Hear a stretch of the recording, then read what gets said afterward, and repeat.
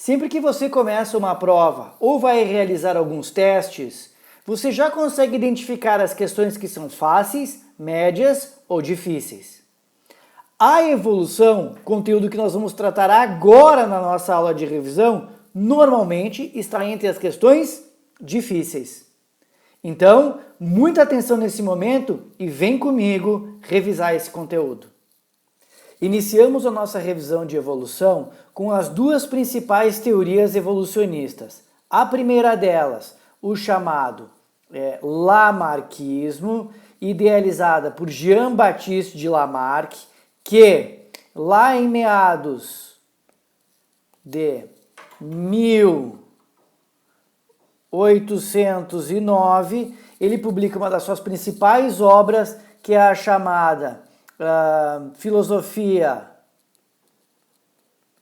Zoológica, a partir do seu estudo feito com moluscos, e a partir deles ele viu que havia uma modificação dos organismos ao longo do tempo.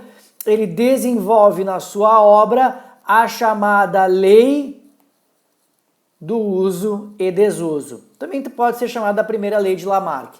Essa lei dizia que toda a estrutura, quanto mais utilizada, maior a sua tendência em se desenvolver. O contrário, quanto menos utilizada, maior a sua tendência de atrofiar.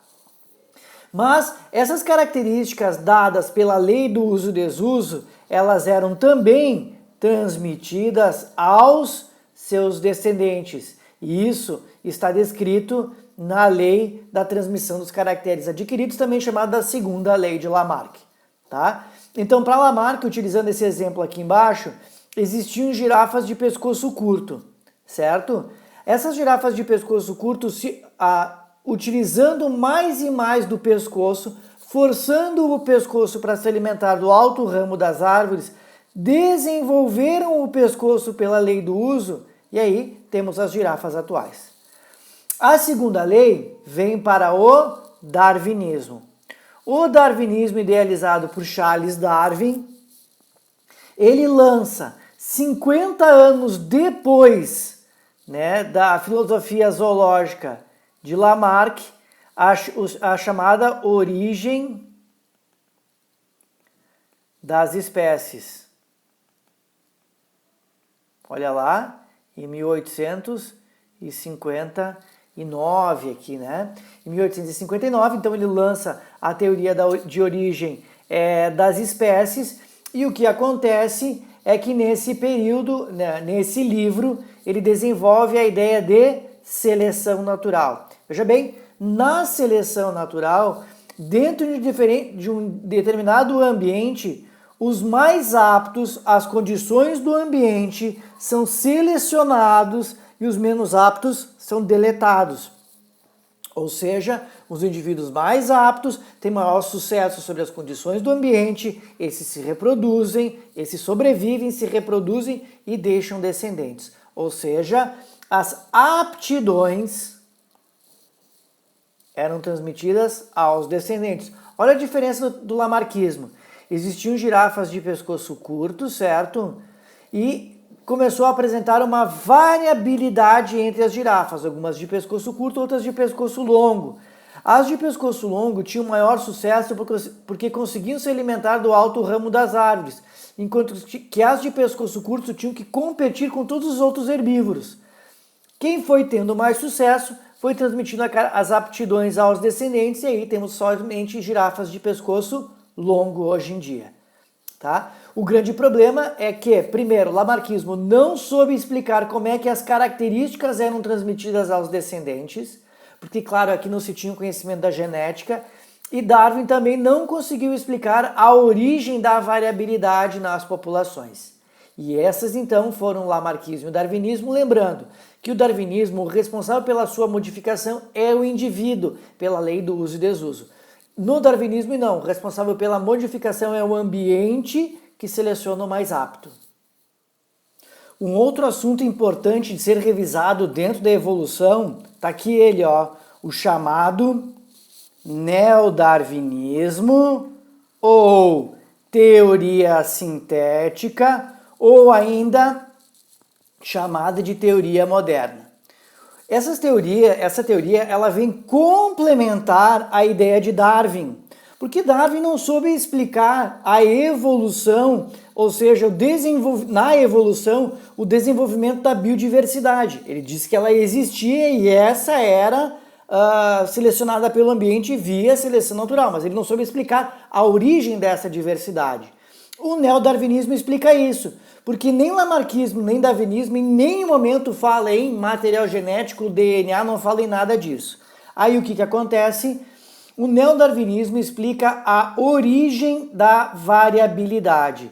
Essa origem fica por conta das mutações, que estão aqui elas, ó. Vamos lá. As mutações. Aqui, ó. As mutações. O que são mutações? Mutações são mudanças na sequência das bases nitrogenadas dos nucleotídeos que compõem o genoma de um indivíduo.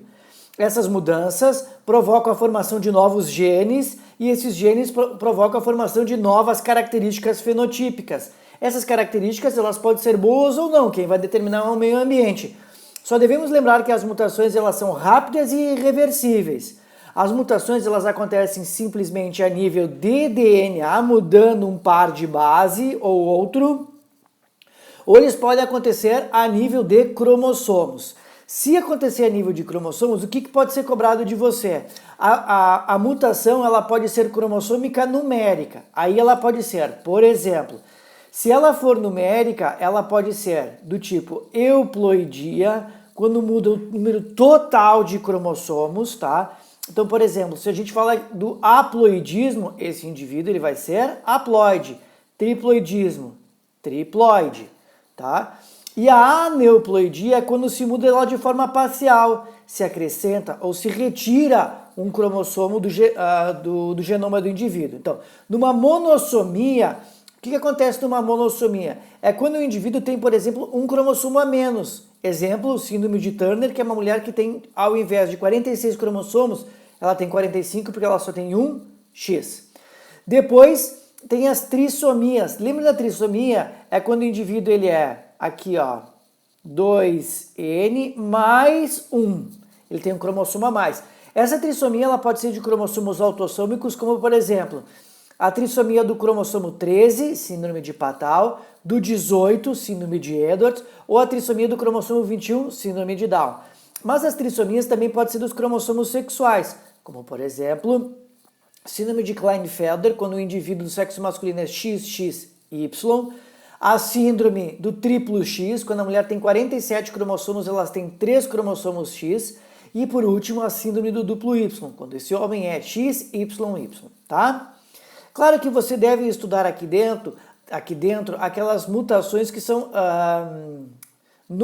as mutações que elas são estruturais, que é a deleção, a multiplicação ou a adição, né? Quando tu tem um pedaço do cromossomo a mais, quando tu tem uma rotação do gene ou quando tem uma translocação, tá? Lembre desses detalhes que também são importantes dentro das mutações.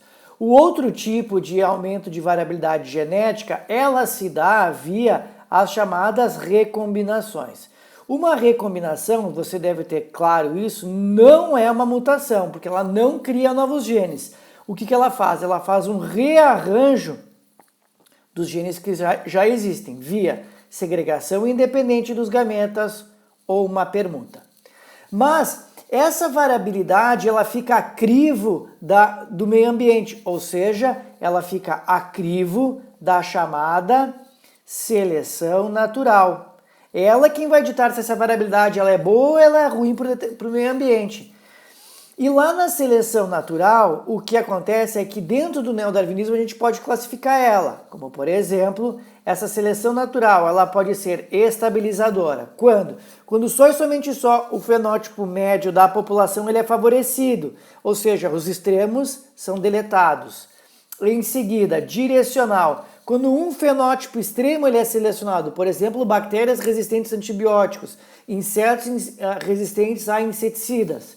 Disruptiva, quando, por exemplo, na disruptiva, mais de um fenótipo ele é selecionado. Isso leva à irradiação adaptativa. E por último, uma seleção artificial. Bom, a seleção ela vai ser artificial quando o homem seleciona um fenótipo de seu interesse, tá? Então é dessa forma. A seleção natural diminui a variabilidade genética, né? Porque ele seleciona. Depois a gente tem mais dois termos aqui que podem ser trabalhados, que é, por exemplo, a migração. Bom, a migração, se a entrada dos indivíduos entra numa população, o imigrante, ela aumenta a variabilidade, mas ela pode diminuir se o indivíduo sai, emigrante. E existe também a chamada, aqui ó, deriva gênica. A deriva gênica não é tão fácil assim de ser trabalhada, tá? A deriva gênica, ela acontece por fatores aleatórios. Ela não considera o valor adaptativo do gene. Por exemplo, um incêndio, um tsunami, uma enchente. Quando um fator abrupto acontece numa população e diminui sua variabilidade, sem considerar o valor adaptativo do gene. À medida que a variabilidade ela vai avançando, a gente deve entender que o conjunto gênico entre os indivíduos numa população podem ficar cada vez mais diferentes, levando à formação de novas espécies. E esse é o conceito de especiação. Especiação é o processo de formação de novas espécies.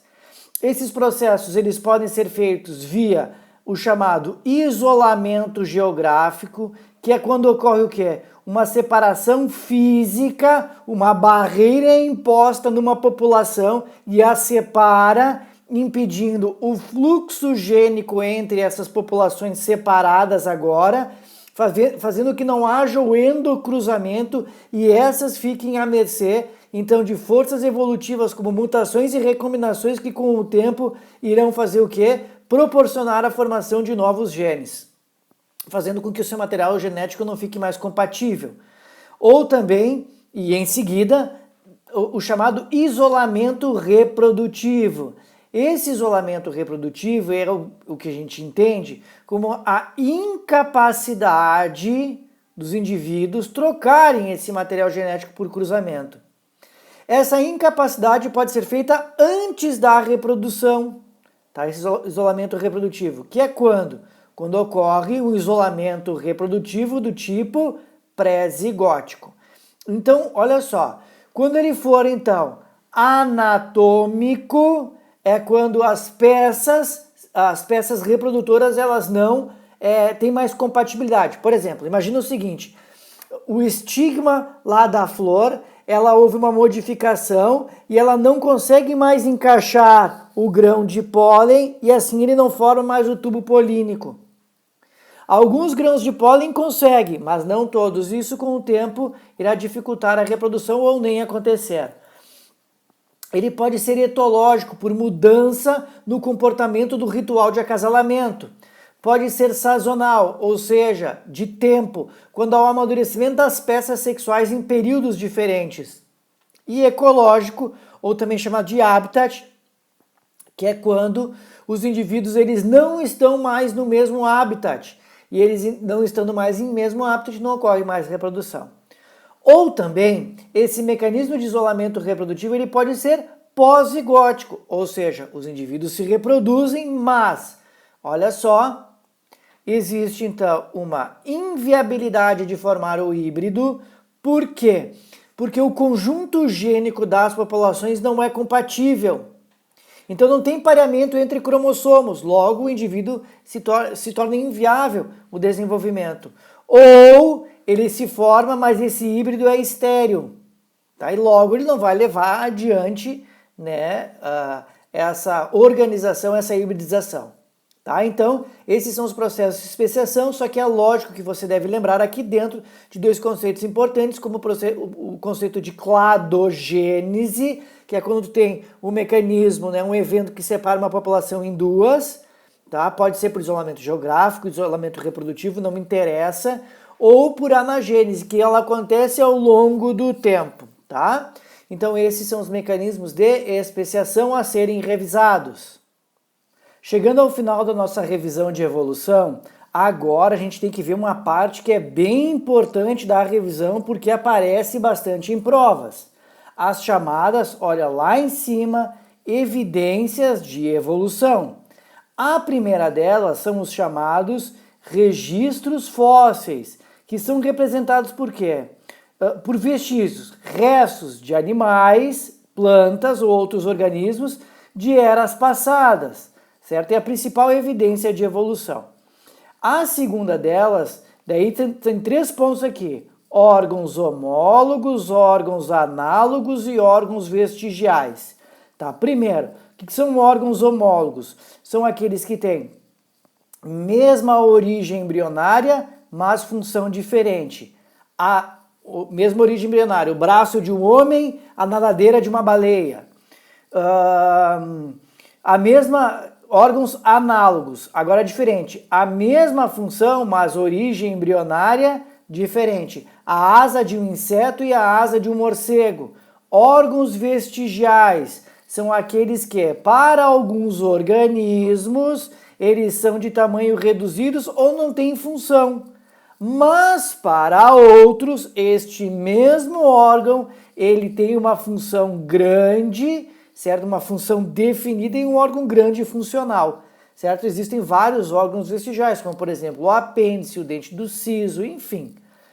Evidências moleculares. Evidências moleculares são aquelas que, quando a gente compara, certo, o material genético dos indivíduos ou algumas características bioquímicas, a gente consegue ver a proximidade evolutiva que acontece através de um ancestral comum, certo? Quanto mais próximo, maior será a semelhança da composição química entre espécies distintas. E o último, aqui dentro, para a gente fechar isso, o último é a chamada embriologia comparada, que significa que existe um padrão, quando a gente assemelha, é claro, os organismos, um padrão de desenvolvimento inicial, como por exemplo, é só a gente pegar encordados. Eles apresentam o desenvolvimento manotocorda, as fendas faringianas, tubo nervoso dorsal e cauda musculosa pós-anal. Ou seja, existe um padrão de desenvolvimento embrionário, mesmo que depois essas semelhanças elas tendem a diminuir com o desenvolvimento do indivíduo. Certo? E essa foi a nossa revisão de evolução. Valeu e até a próxima aula!